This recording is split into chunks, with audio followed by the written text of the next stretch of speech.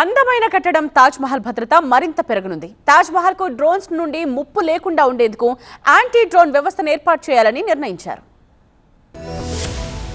ప్రపంచ వింత తాజ్ మహల్ భద్రతపై ప్రభుత్వం మరింత ఫోకస్ పెట్టింది. తాజ్ మహల్ కు ముప్పు తలపెడతామంటూ ఇటీవల బెదిరింపులు రావడంతో అప్రమత్తమైన కేంద్రం కీలక నిర్ణయం తీసుకుంది. గగనతలం నుంచి ఎదురయ్యే ముప్పును ఎదుర్కొనేందుకు అధునాతన యాంటీ డ్రోన్ వ్యవస్థను ఏర్పాటు చేయనున్నట్లు అధికారులు వెల్లడించారు. తాజ్ మహల్ కాంప్లెక్స్ లో యాంటీ డ్రోన్ వ్యవస్థను ఏర్పాటు చేస్తామన్నారు. దీనికి 7 నుంచి 8 కిలోమీటర్ల పరిధిలో పనిచేసే సామర్థ్యం ఉంటుందన్నారు. ఈ ప్రాంతంలోకి ఏదైనా డ్రోన్ ప్రవేశిస్తే దాని సిగ్నల్స్ ను ఆటోమేటిక్ గా ఇది గుర్తించి జామ్ చేస్తుందని వివరించారు. దీని ద్వారా అది పని చేయకుండా చేస్తుందని, దీనిని సాఫ్ట్ స్కేల్ గా అంటారని తెలిపారు. ఈ యాంటీ డ్రోన్ వ్యవస్థకు సంబంధించి పోలీస్ సిబ్బందికి శిక్షణ ఇస్తున్నామని వెల్లడించారు. మరికొన్ని రోజుల్లోనే తాజ్ లో ఈ ప్రక్రియ పూర్తవుతుందన్నారు.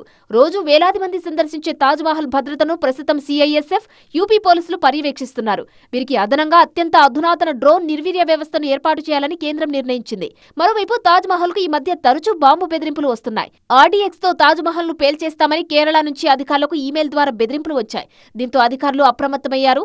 తాజ్ మహల్ వద్ద హై అలర్ట్ ప్రకటించారు.